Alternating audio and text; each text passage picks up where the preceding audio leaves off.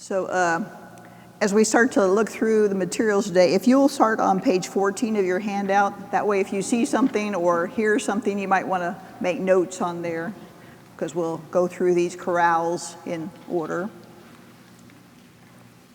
So first we have Sean, so we're going to have him go get ready while we're talking a little bit about this chorale. So this is interesting because we have Christ's descent to earth.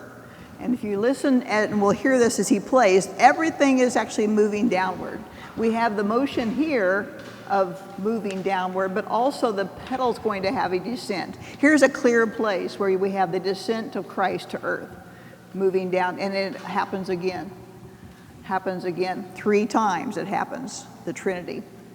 The last phrase is a place where the note, only one note is playing. We've had 4 voices all along, and at this moment in time, there's only one voice. Interesting that the word in the chorale is amazed. So all the world is amazed. And so he's text painting there. It begins with one voice, and then it blooms to 5 voices. 5 voices blooming. God's word became man and blooms as the fruit of woman's body. So I think that's a real clear case of text painting. And so as we listen to Sean, we're going to be listening as a critical audience as to, do we hear the descent? Do we hear the elements of this penitential waiting for Christ to come to earth, to descend? So Sean, we're ready for you. A lovely performance, right? And could you hear that spot where it was just one voice by itself? And so a common problem that students have is they will actually, at that place, cover up that, and you don't hear the idea of the one voice because they're allowing the sound to continue through. So that was a really good example of how to create that element. It's interesting here because you know Bach is B flat, A, C, H. Everybody know that? So what happens when we put that in reverse? B, A is a half step. If we go G sharp, A, half step, opposite direction. A to C was a minor third. If we go from A down to F sharp, minor third, opposite direction. And then C to B natural was a half step. Here we have a half step. So there is Bach in reverse. So Bach not only puts his signature B-A-C-H, but then also in reverse. Kind of an interesting way of seeing that. And then this rhythm of the pedal. So you would expect a pedal here to have more of like a steady 16th, 8th note pattern, but look what he does. He puts it in dotted rhythm, ba, ba, ba.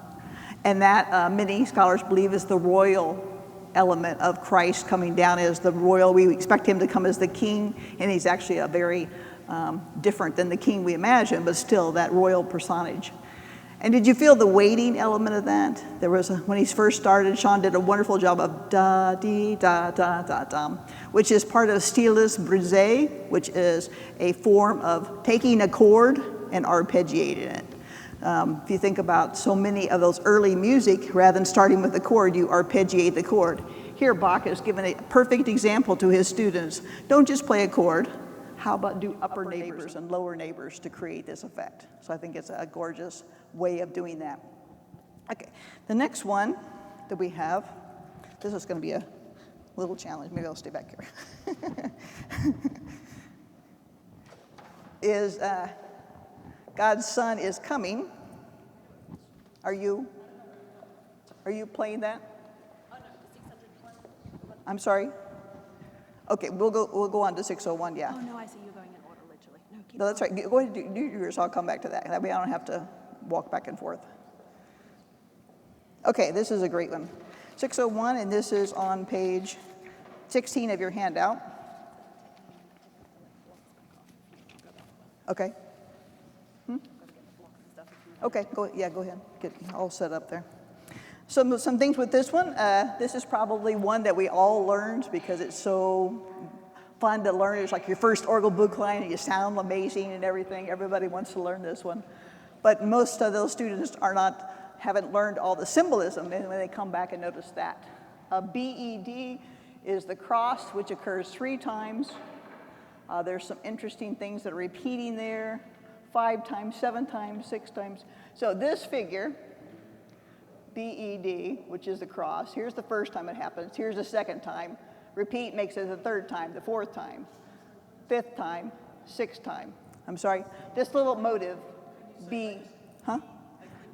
B, E, D, C. B, E, D is the motive, B, E, D. And so that's like a cross figure because you're going up and back down. That motive, here we have the same motive. Up a fourth, down a step. Up a fourth, down a step. It occurs here, it occurs here. That's 1 and 2. Repetition would be 3 and 4. And then we have that motive here, the fifth time, the fourth and the step, the fourth and the step, 6 time, 7 time, 8 time. And is it interesting that 8 is often the symbol for new beginnings? And so does Christ come down to earth to offer us a new beginning? Well, that's kind of a fun one. This pedal opening is much like the dee-da-da-dum, bum, bum, bum, bum that we have at Bach and Buxtehude. And so he's using that. And of course, pedagogically, that's fun because you have your thirds versus your fifth versus your octave. It's like he's saying to a student, okay, I want you to master this skill. And I'm going to have it happen so many times, there's no way that you cannot master this skill because you're going to get it by the end of this piece. So what was different for you hearing the read out there with that one? Was there a difference in effect? Yeah. And so for me, this particular one, because of that active pedal part and it having a melodic significance, I think the read adds a lot. So it's not always necessary, but in this case, it really added a lot, and it added a lot to your sound. Good, thank you. And I'm going to play for you then the Gott Dirk, which is BWV 600. And you'll note that there are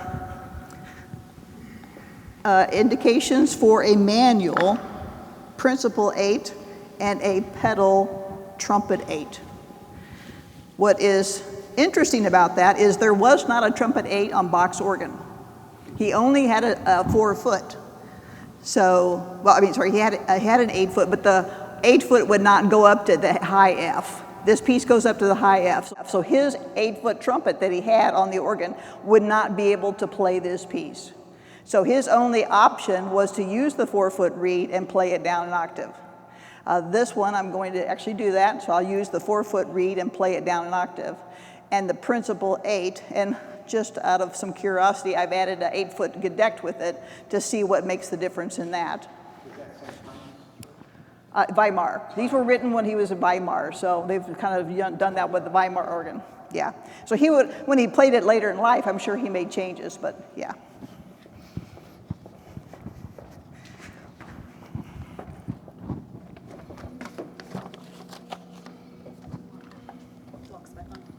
Let me see.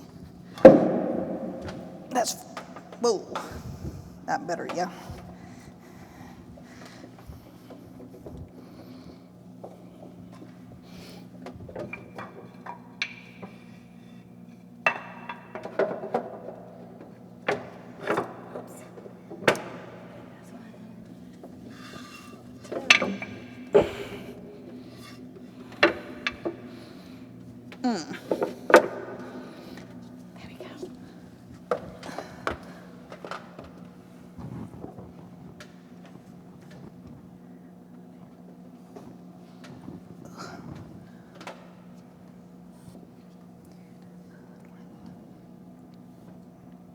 Okay, so the pedal will be down here, whereas the manuals are here. That is a principal 8 by itself. Listen to that sound. And now listen with the 8-foot to it, flute. Oh, sorry, we got a coupler here.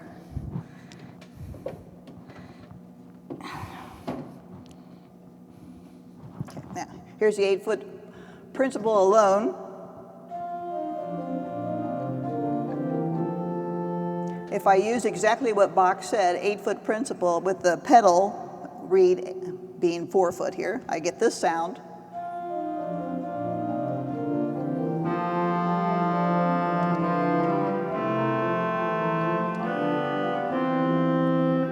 If I add an 8-foot flute to that, I get this sound.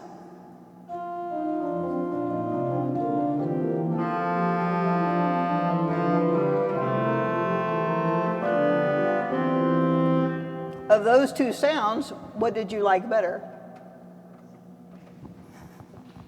Could you hear a difference with the 8-foot flute added? And did it add to it or distract from it? Added to it, right? Because this pedal reed is a little bit bigger than perhaps what Bach would have had. So in our principles typically are a little less than what Bach would have had. So I'm just going to add that flute there.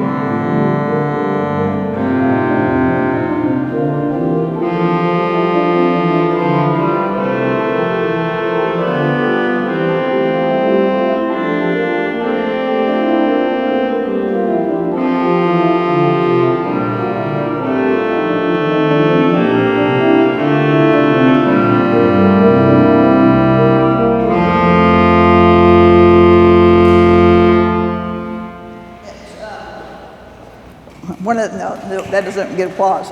One of the things that you often notice is when you're going from one idea to the other, for example, when you direct your choir and then you run over and do something at the organ, there's that moment of, what am I doing kind of feeling. That's what I had a little bit of there, so we had a little different than the canon that Bach anticipated. But in any case, you got to hear the sounds there and where it's moving back and forth. There's some interesting things about that you can have God the Father being the top, the bass being the Father being the bass, which is in the left hand, and then the Spirit and the Holy Christ moving back and forth for the canon is another interpretation you will often hear with this. Okay. Our next performer ready, who is Sarah, right? You're going to do pure, if you want to go ahead and come up and get set. While she's coming up, I'll do the Lobzai, and this is the praise one. And then notice how many times that we're descending to the Christmas time, rocking that motion of the pedal down. What happened to my Orgelbüchlein? I'm going to play that and just having you up here. Lost my page here.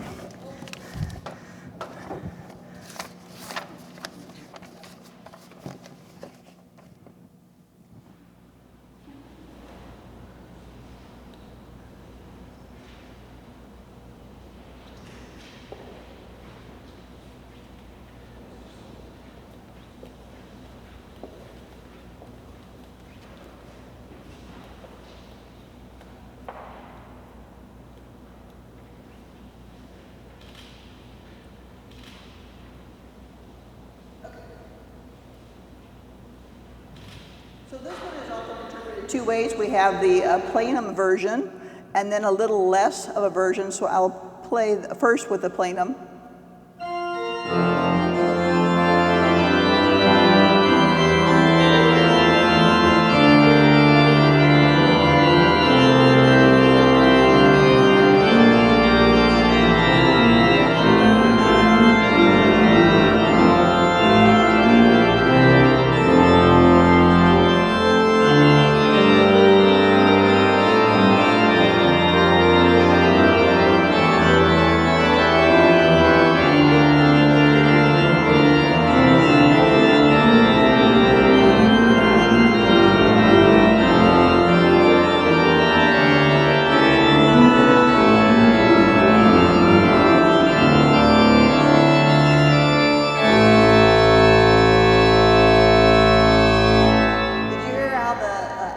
voice became higher there, which was the text for the highest throne, kind of moving out of the range. Now another kind of registration scheme that works for the text as well is this. Let's see what you think. 12, 24. So in this case, I'm using 8-foot flute, the 4-foot flute, the 2-foot octave, the 8-foot octave in the pedal, and the 16-foot flute. And let's hear the difference in the effect.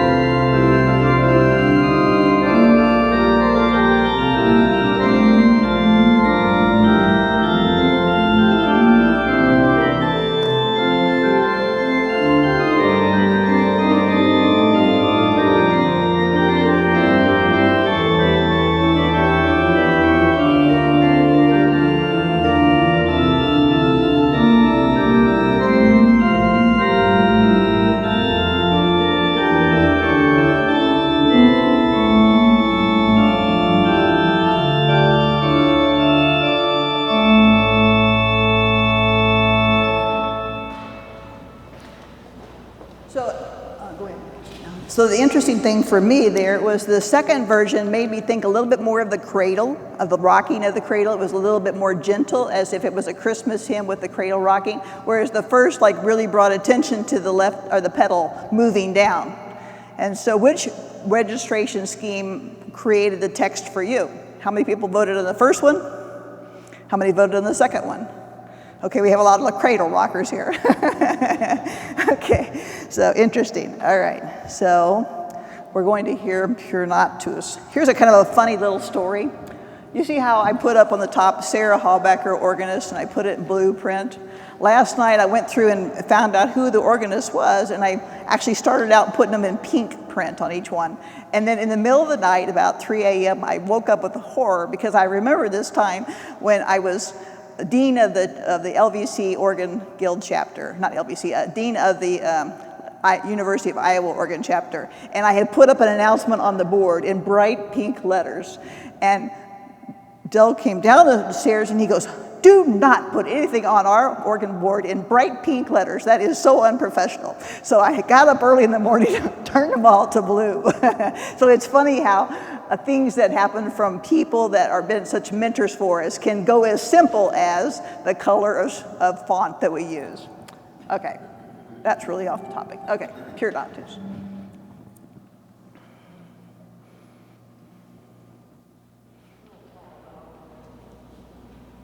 You want to take it off? If you want to take them off, go ahead. I'll talk about this. It's the fifth chorale in the collection. Fifth chorale being Mankind. We stand before the creche. Do you need help, or are you okay?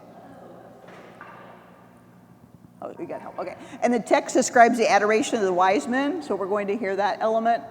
Constant successions of this pedal part. You think about in the Orient how you would bow to the Magi of the King, through the wise men coming, and you would probably bow to give your gifts. And so there's kind of a bowing kind of feeling there for each one of those. Dum, bum, bum, bum, bum. And it happens so many times in there, that gentle rocking. And this is sung in Leipzig from Christmas Day to Epiphany. So it's a little bit like a trick question, right? It's exactly the same in that regard. This is the one that so many editions have in different ways, because it wasn't clear in Bach's manuscript how this should be done, and it really doesn't have a conclusion. So each edition ends it in a different way. So that's one that it would be fun for you to play it in every edition and see which one that fits best for you. But I like this one, the Concordia. I think it makes a nice ending. Good. If Michael will go ahead and come up and get ready. Is Michael here? Oh, there he is. Okay, great. We heard the Galopside and listened to that one with that pedals moving there. So as he's getting ready here, let's take the thought process that Der Tag and Galopside were the only two chorales that were put adjacent in the autograph. They contain the bass lines that are very similar. Pedal was devoid of motivic content, so there were lots of places. So we know that perhaps some of the chorales were written at the same time. So those two particular ones were probably written together because of all that motivic, go ahead and get set, motivic interest there. Can I ask a question? Yes. Just going back to the Coronantes, do you think there's a significant symbolism in the fact that they dance in unison? Yeah, that's another thought there because of humanity coming together, for all humanity moving together to one note. I'm also choir director of my church choir, and so all of the anthems, it seems like this particular season that we're singing has a place in the text where it's mankind coming together, and they're always in unison. And I've been like talking about that to them so often. It's like, oh my goodness, it's all over the place, isn't it? And so I think this is another example of that text painting. Yes, good thought. So the Der Tag, you can see on page 20 there that there's animated offbeat rhythms, dum ba da dum bum bum bum bum bum bum, which is the joy of Christ's arrival. Possible to use a cymbal stern. If you remember back on that Weimar listing of his spec list, there was a cymbal stern, and they've talked about Bach using this cymbal stern at Christmas time. So this is one of those that could be using. And the 30-second notes, of course, representing that dactyl rhythm that we saw earlier in the presentation. Again, if you think about how many of these Advent and Christmas chorales have had the descending pedal line, the descent of Christ, it's almost like he was really trying to paint that. And here is the other example of he says 2 keyboards, and so this is Bach's. And an interesting kind of performance practice is some of these chorales, it's interesting to try to play them all with your third finger. So you could play every note in the chorale, in a piece such as this is basically quarter note value with your third finger and hear that slight articulation that's occurring, and which is always kind of helps students hear where it's not going to be legato. Okay, are you ready for us? Walking bass line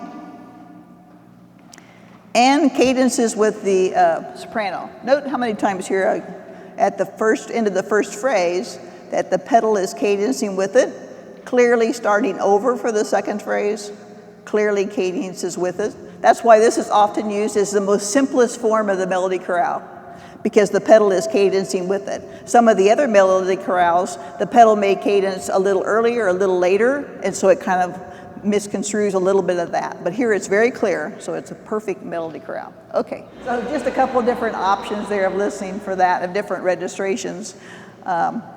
Trying to find a sound for the right hand that it said trumpet or cornet kind of feeling. Actually, at the very beginning, he had on the full plenum with the reed, and it was a little harder to hear the middle voices, dum, beat dum, bum, bum. I think in Bach, especially the Orgelbüchlein, those kind of voices are so important to hear because there's what creates the energy and the mood of the text. So we have to kind of try to experiment to find something like that. But thank you, that was great to hear that one. The next example, Vom Himmelhoch. This one, often a lot of recordings you'll hear with the plenum kind of sound, and that's because it's in the key of D major. If you think about all the pieces that you know from D major, you think of the Vivaldi Gloria, bum beep bum bum beep bum, different movements from, who were some of the other ones? The Gloria from Bach's B minor Mass, Handel's Hallelujah Chorus. And so D major is often a key that's used with majestic things. We have the key of D major, Matheson said, is a loud, joyous, martial, and arousing things. So sometimes you'll hear this in the key of D major. However, I'd like to explore and let you hear a little bit of this with the flute 4 only. And the reason why I'm choosing that is because this was traditionally sung as a children's hymn. And so kind of a quiet, more meditative kind of feel can create a different kind of atmosphere for it. And so let's hear the differences of effect which occurs when we do that.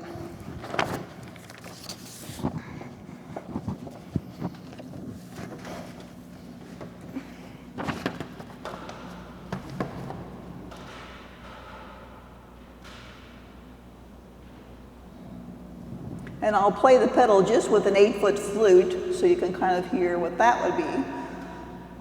And I'll play the first phrase with the flute of the great, and then go up and play the next phrase with the 4-foot flute of the upper keyboard to hear the differences. Make sure I got everything here.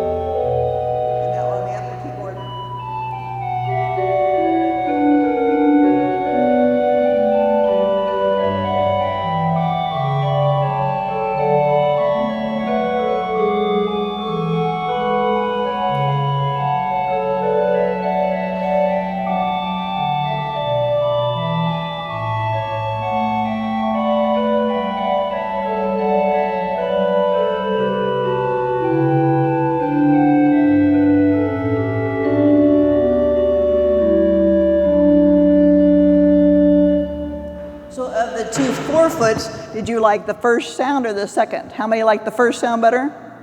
How many like the second? Well, actually, out of the 4-foot flutes, I like the second sound because I had a little bit more shift with it. Now, that kind of makes you a little bit more introspective with the piece, with a little bit quieter. And listen to what happens when you put the last measure. You notice a little bit more with the pedal.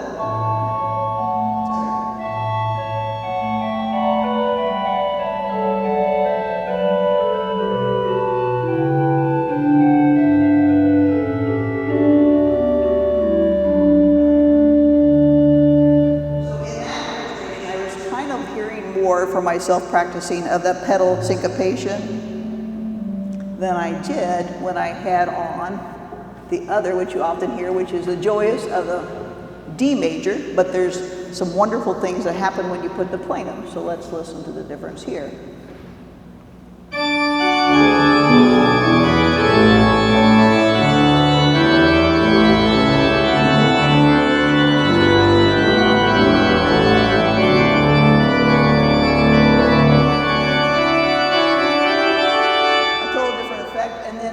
Couple the plenums together, we have this.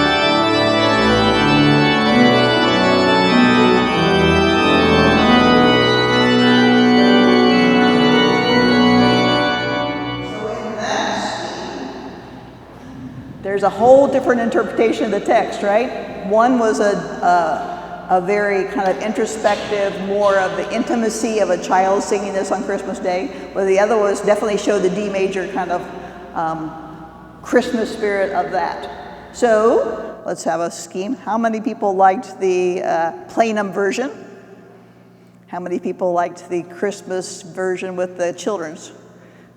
Yeah, so even within us who are trained musicians, we have different effects and different interpretations. And so it's kind of fun to see that and to think about how our congregation could relate to it in different ways.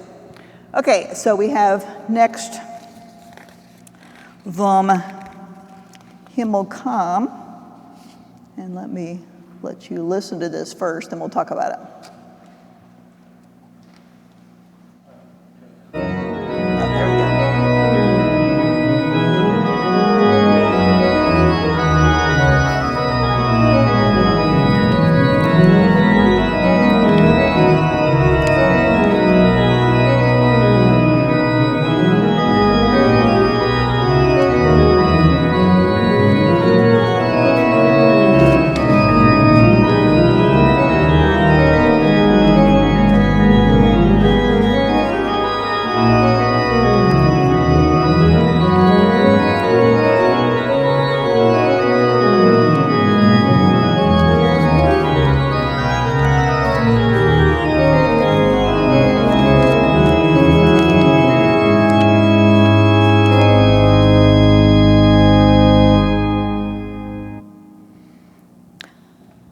So before we had the chorale that spanned the whole compass of the organ, and here again we have all of these descending scales. That's the one that we listened to downstairs. So you heard all those descending scales of the angels. And as you listened again up here, did you start to hear things about the way that those were working against each other and for each other, and the differences of effect of that, hopefully? Okay. So since you already looked at that one, let's look at Dulce we looked at. Okay, Lobsgat.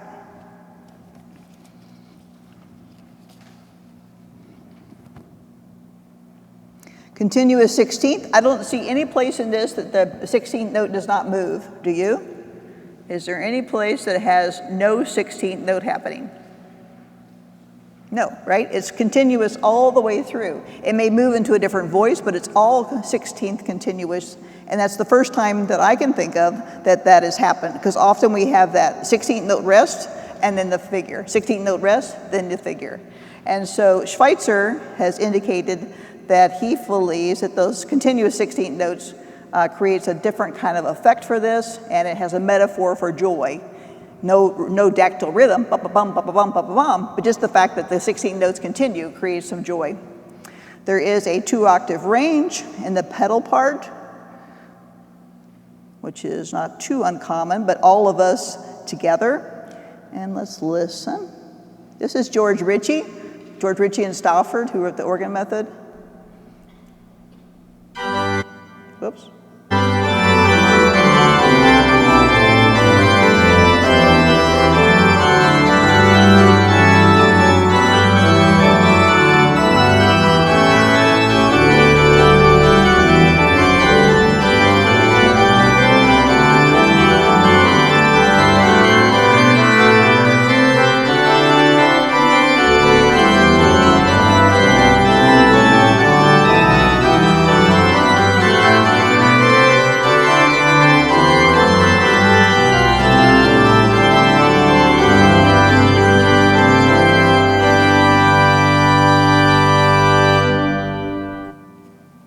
Connie, if you want to go ahead and come up and get ready. No, yeah, Connie's next, right? Connie Meligard doing Jesu. Go ahead and come up and get set for that while we talk about this a little bit. Besides that continuous 16th, it's interesting here because you have an octave between this, and look how it's moving to a 15th range there, and the text at that point is who today opens his heavenly kingdom? Who today opens his heavenly kingdom? So you're opening the intervals, widening that is kind of an interesting thing. And then notice that here at this point, all the D's at the same time, the D's through there, all together at that point. And there is a little bit of chromaticism, the only chromaticism of the whole piece occurring right here. And then, while she's getting set here, the Jesu meine Freude, another one that most of us learned along the way as we were working toward this. No reference to the Christmas in the text, but it's often designated for the Christmas season. I think that's an interesting thought of that. And on this one, Largo is actually from Bach. So lots of times we see something in the text and we think, oh, that's an editorial. That's actually from Bach. It's the only one he gave a tempo indication of Largo. So we had something in mind for that. There is this pedal motive here, buppy, buppy, bum, bum, that happens many times throughout this. And here's the lowest note of the organ going down to the lowest note of the pedal, which is a kind of an interesting quality. And look how many times this figure is used throughout the chorale. And then at the end, there's this wonderful thing that we'll have her play really slowly for us after she's done, of F sharp against F natural, and that creates a very unique feeling of that clash there. Okay, are we ready? Ready? Fervent longing.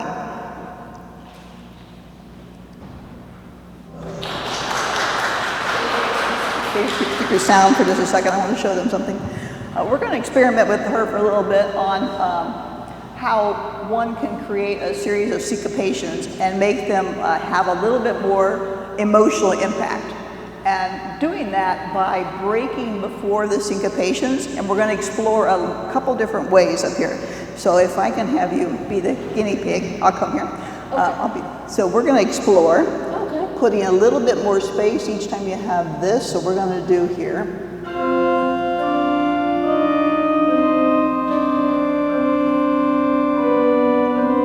So whenever you have a syncopation, you're going to break before the syncopation.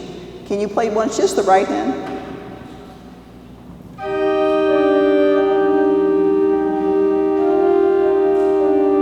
Right. Just the right hand. And break. And break.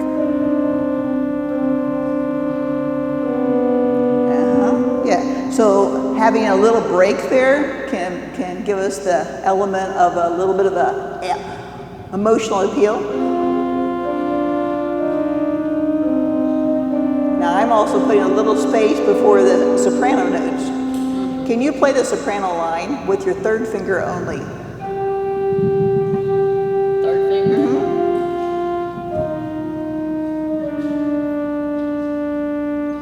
Okay, now try to do the same thing. This time we're going to try to make the third finger as connected as possible. So I'm almost like dragging the hand as close as possible. Drag the finger. So you're not going to hit, you're just going to drag the finger. That's it. Good. Now that you have that in your ear, can you go back and put soprano and alto together? And hear that your soprano is slightly broken. You can use whatever finger you want this time.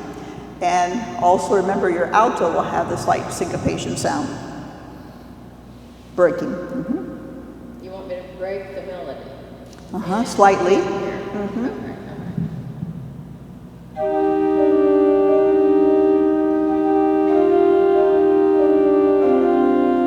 So between the G and the F would have slight break. Slight break. Now what I'm going to do is, she has the Riemenschneider edition, and we're going to give her, for a moment, the Faulkner edition, was going to give her a totally different fingering scheme, and see what may transpire from that. So, here. Just so you know, Caroline hasn't been on the play for us.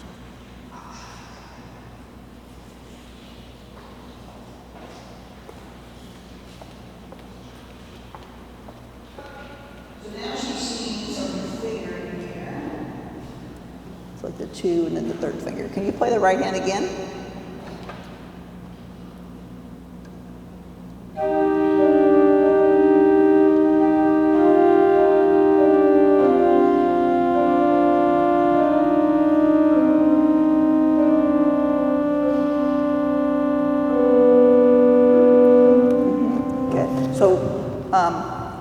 Because she's been used to playing the Riemenschneider, even though there's a 2 there, the natural tendency is to want to substitute, which is natural for all of us. And so that could be something you could explore, is maybe like take this score and practice from this one for a while maybe, and then you'll gain some new insights. And you can go back to your original score and come back with some new insights. So if you want to like scan those, you can. Yeah, good, very good, thank you for being the guinea pig. All right, so we're going to listen to Dare Talk.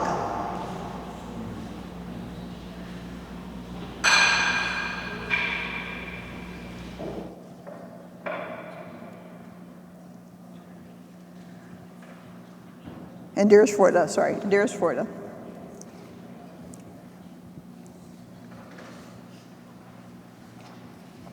With the great Caroline.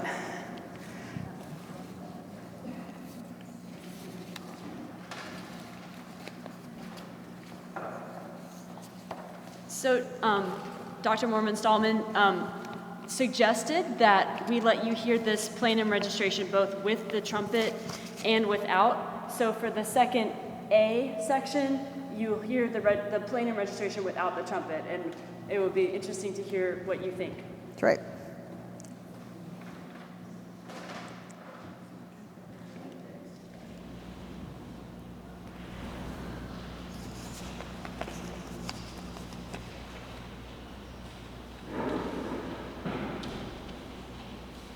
So let's give her some input. How many liked the plenum with the trumpet? How many liked it without the trumpet? Again, we're totally divided about it. They both worked really well, right? Give different kind of effects of it. Just a couple things from that one, which is interesting, is that this is our chorale fantasy. And there is a term for that fact that it repeats many times and is fragmented. It's called polypotone. And that's going to happen through here. And this is really, I think, kind of fun, is it's the only pedal solo in the Orgelbüchlein. Every other time he plays a pedal part, it always is accompanied by some kind of a manual figure. So here's the only time that the student, again, or the organist can show off their pedal technique and not have any other part. So that's happening through here. This is also perhaps the most difficult of the Orgelbüchlein in many ways, but it's one that everyone loves to learn. And then if you see through here, you can see how all those fragmentations, and then at the bottom of this page that you're seeing, notice that there is where the second phrase actually begins on the bottom, and it's departed from that fact. Remember before we had the repetition in different voices, and here it's departed from that, in that now they actually work together, and they're more in a connective form. So his whole first page, you can see all the markings that are fragments of the theme moving back and forth. You see it happening the first half, and then the second half on the bottom of the page into the third, there are very little repetitions. Kind of as if he decided, well, let me show you also how to do it this way. Okay, I want to show you next a really fun example of Das Alte Jahre. And while we're doing this, if Brian wants to come up and get set, is everybody played except for Brian that was planning to play? So I want to make sure we get those. Okay, before that, while Brian's getting set here, we have the Das Alte Jahre. And I thought it would be interesting for you to hear Harold Vogel on the pedal piano.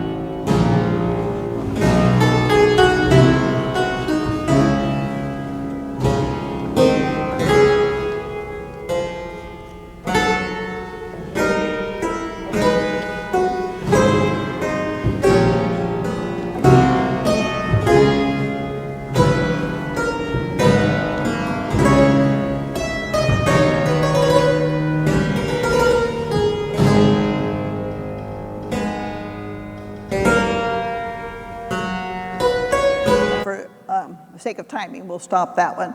Now listen to that on the organ, and what is the differences of effect that we have.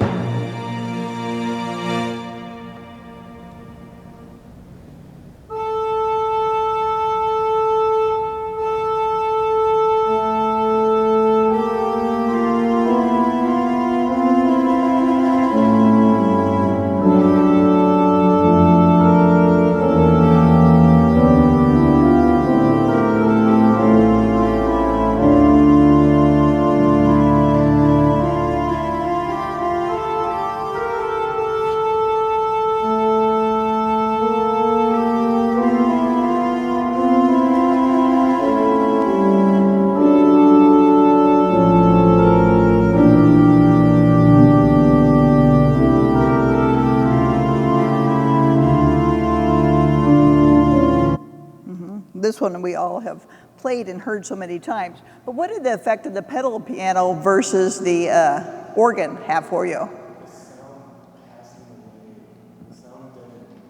It goes away immediately, right? So you lose the whole sense of the chromaticism. But of course, Bach would have been practicing on that kind of instrument regularly, and I wonder what his thoughts were about that particular element.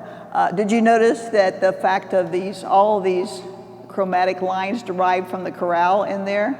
And there's so much derived from the chorale that's occurring in imitation, and you have that imitation being overlapped between it.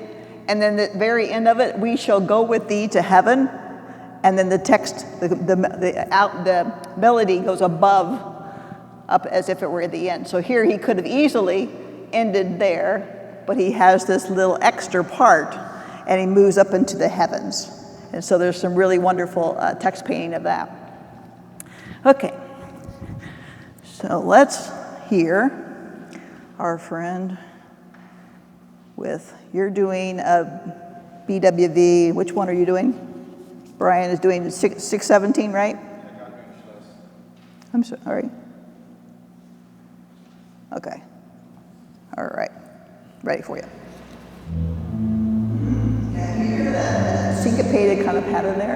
And so I think that Radulescu had a good idea of that being death kind of knocking at the door there. The soul knocking on the gates of death.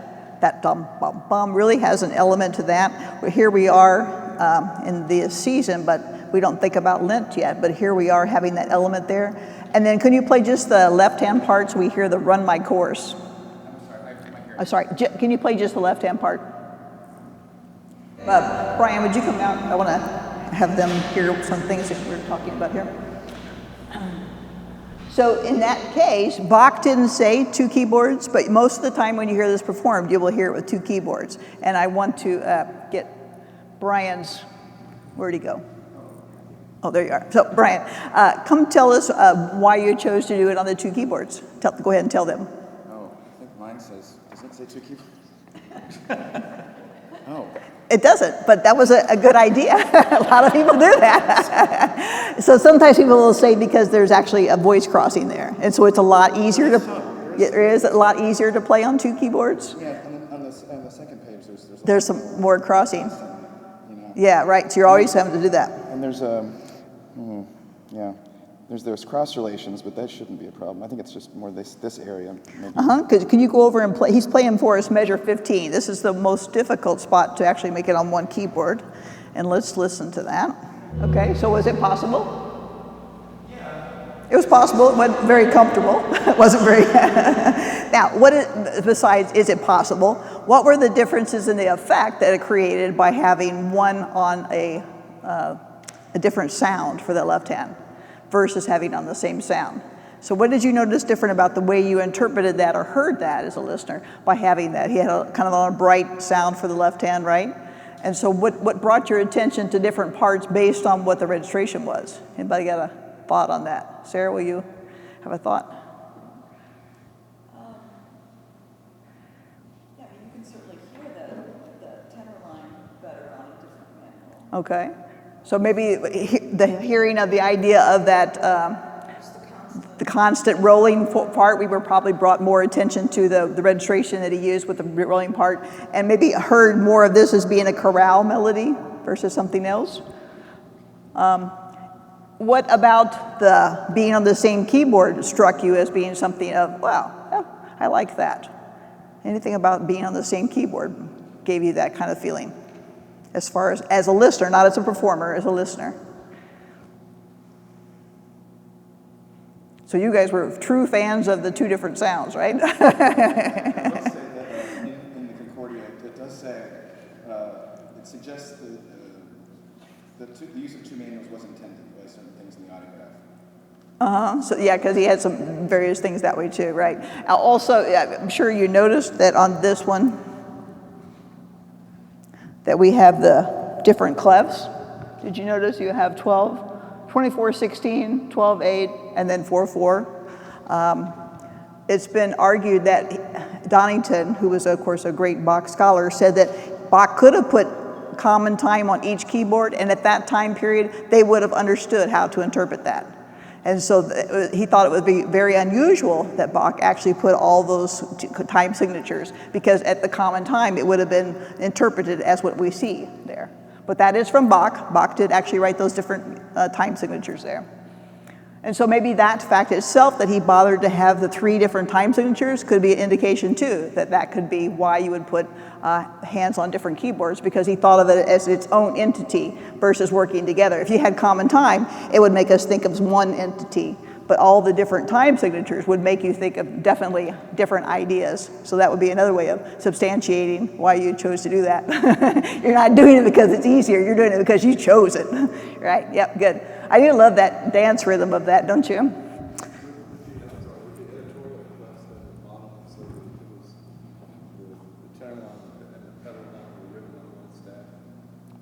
This was all Bach's signature. He put the 24/16, he put 12/8.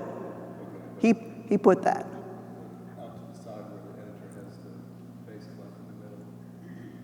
Oh. Right, yeah, most of the time in Bach's Orgelbüchlein, he'll put things in a different place because he has the chorale wrote, and sometimes he'll put this part up here, even though he's intending it to be here with the left hand or whatever, because he lost places on the page, and so he has to rearrange where he's put it on the page. So yeah, if you want to later find that little book, you could actually go back and find this particular one to see that. Yep, good question.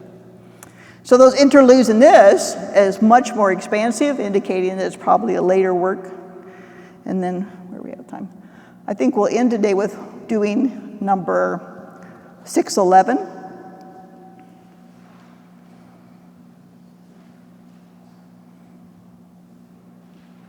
If I can find it. 618. And if anybody would like to have a copy of the PowerPoint, feel free to let me know, and I can give that to you, because there's some wonderful settings that we didn't get to hear, so you could be able to hear those. But this 611 is interesting because here's the case where the melody is in the alto. And this is one that has so much symbolism. And if you look at this, this is the low D versus this B flat, reaches to the ends of the world. John the Baptist, at this point, the text is about how he leaps for joy. Look how Bach leaps for joy in the presence. And it happens so many times within this work. This is the complete range of the Weimar organ, the low C to low C. And the text at that point is, as far as the dear sun shine and reaches to the end of all earth. So Bach is reaching there, full range in that particular place. And that fact that the alto has the theme is the mystery of the incarnation. So that Christ came to the world, and he was kind of entwined in the humankind. He wasn't put apart. He was within our humanity. So he hides that theme in the middle. So let's listen to this one.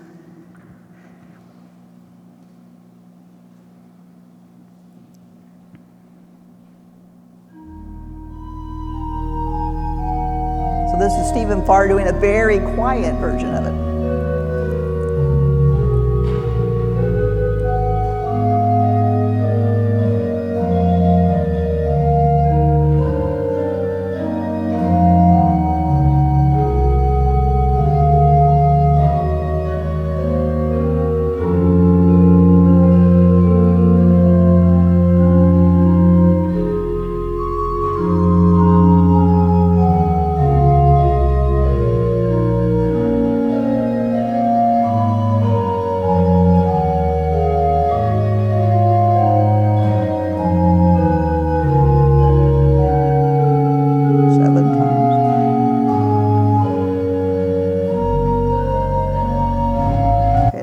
Compare that with Lionel Rogg, who does it with the full sound, playing them.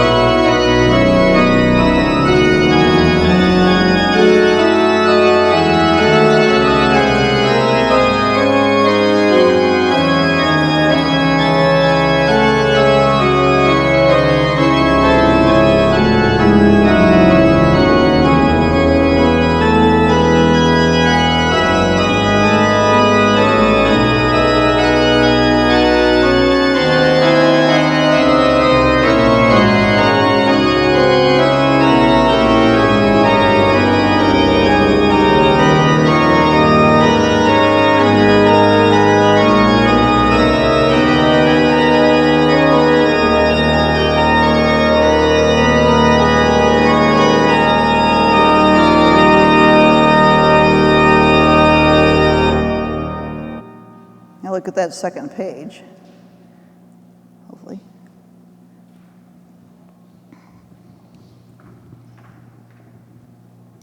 So out of the midst of all this piece, there is this canonic form right here that's happening between the soprano and the tenor, which is interesting. Also, there is the interest of how many times did that little figure repeat? 14. And so it's exactly 14. It could have easily repeated one more time, but not. He decided to go 14. And then here we have double pedal, the only instance of double pedal in the Orgelbüchlein. And could it have been used in the left hand? It's possible to play that, stretches those in that place and still make it work. But we don't know whether Bach, actually he wrote it down there as if it were a pedal, if he intended it to be played in the pedal or be played in the left hand. The manuscript doesn't help us, but it is this wonderful, glorious thing of actually having that move up in the pedal. And the effort that it takes to play it in the pedal gives you a different emotional impact as a listener and a player. And then again, there's so many places where we're not sure if it's B flat or B natural, which is often the case in these. When you have the editorial changes, it's sometimes whether it's going to be flat or natural because things are working in a modal sense sometimes. You have a mixolydian mode in some pieces and you're working G, F sharp, F natural. Here we have B flat or B natural. Is he already going to C major there or is he staying to B flat from there? So different editions will have different ways, and you get to choose the edition that matches your viewpoint, I guess, on that. You have any questions? Because I want to make sure we leave time for questions. I think it's going to be fun next time that we'll talk more about like how to approach it from a pedagogical sense and how to, in the first part, and some things that you will want to think about as far as how to articulate what some ways of choosing correct fingering and things like that, or schemes that way. We did more with registration today since we had this wonderful instrument.